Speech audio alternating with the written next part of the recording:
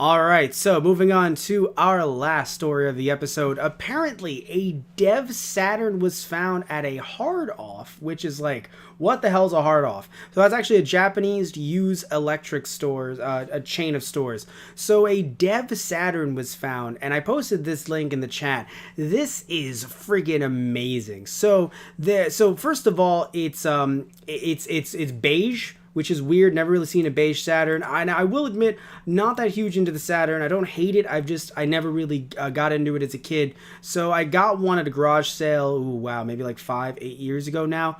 And I don't have that many games for it. So I will fully acknowledge that I'm sure there's some beige Saturns out there. But just for me, as someone who has a black Saturn in my collection, this one really does stick out.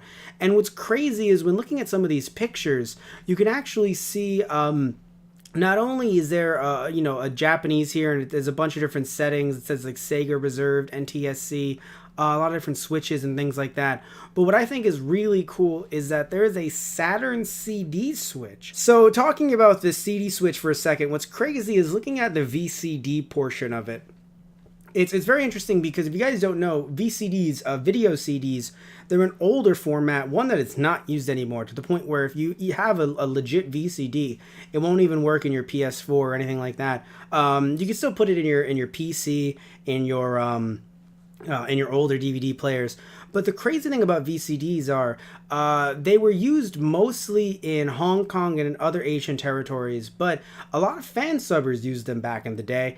And it's so interesting to look at how there was a VCD option here, potentially one, because I think the VCD port was available in Hong Kong Saturns, but not in both US and Japanese Saturns. But it's still crazy to see what can be used and how you can switch over from the CD, i.e., I assume CD is just normal Saturn games, and the VCD function as well. And there's a little reset button right there. Very crazy stuff. And the fact that this was only 500 yen. So someone was able to pick this up for 500 yen at one of these hard offs. How crazy is that, right? And 500 yen. I mean, for me, as for someone who who goes to different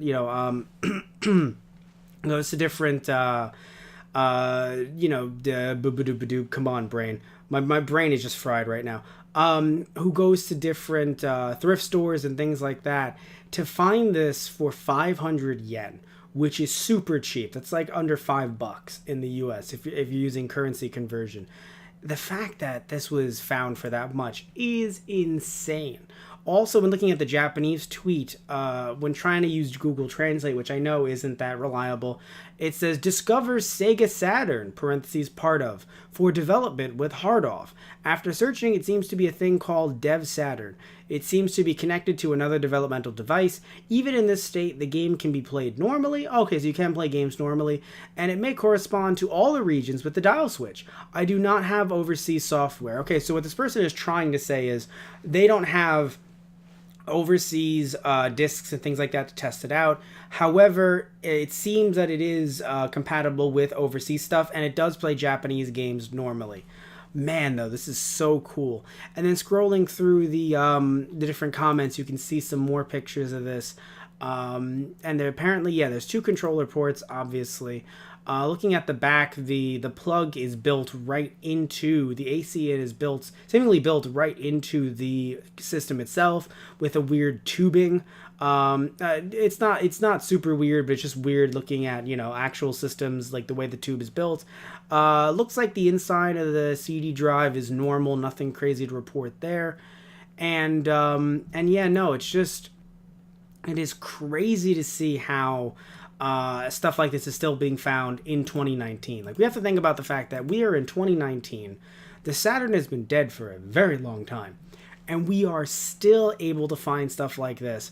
And it was able to be found for, again, 500 yen. So I wonder who dumped this, how it got too hard off, and how this person was able to find it. Amazing stuff. Really cool stuff like this is still able to be found nowadays. And yeah, so just we're going to wrap this up, but I just want to say, I want to thank you all so much for listening in, for watching, as always. Remember that if you're watching this through our Twitch, we do these live on Mondays. Usually post about them on our social media beforehand.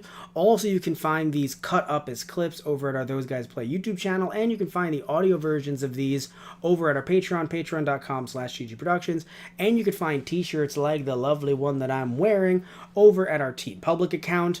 All of that is available through our social media accounts like our Twitter at Those Guys Radio, our Facebook, facebook.com/Those Guys on the Radio, and our main website, Teacher Productions, teacherproduction.net. So, love you all, take care, and tune in next time, and I think we'll be bringing the green screen back next time, but I want to see how the lighting would look without it, because we just got a new webcam, and it looks beautiful, but I kind of want my green screen back. So, we'll see what happens next time.